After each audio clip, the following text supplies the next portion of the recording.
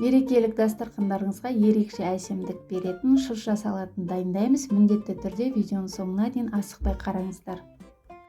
Алдын ала картошкамызды және сәбізімізді қайнатып аламыз.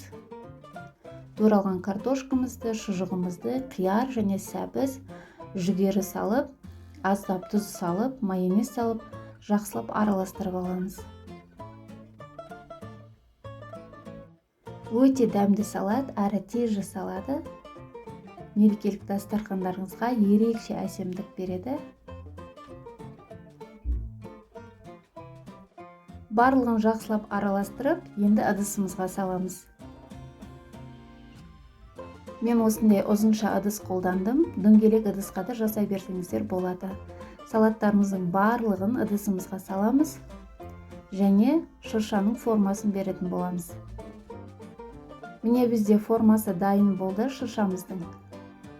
Барлық жерін тегістеп, енді бетін әсемдеп аламыз. Майдалап туралған укропты салатымыздың бетіне сеуіп шығамыз. Өте әдемі және дәмді салат болады. Міндетті түрде дәл осы рецептпен жасап көруді ұмытпаңыздар. Өте оп-оңай жасалады. Дәл видеода көрсеткен етіп, укробымызды ұсақтап турайсыздар және бетіне сеуіп шығасыздар.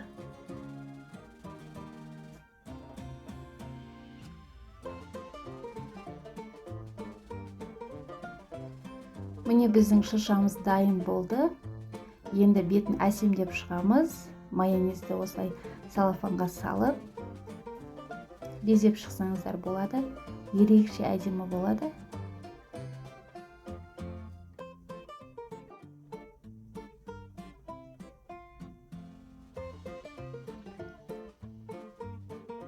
Енді бетіне әсемдік үшін осындай анарларды алып, сеуіп шықсаңыздар болады.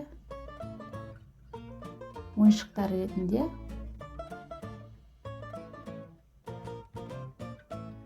Және салатымыздан қалған азғантай жүгеріні де дәл осылай сеуіп шығасыздар. Қараңыздар, қандай әдемі салат дайын болды.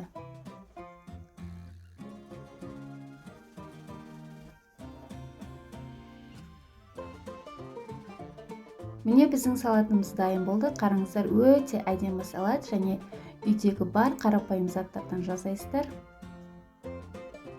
Мерекелік дастархандарыңызға ерекше әсемдік береді. Міндетті түрде дәл осы рецептпен жасап көруді ұмытпаңыздар.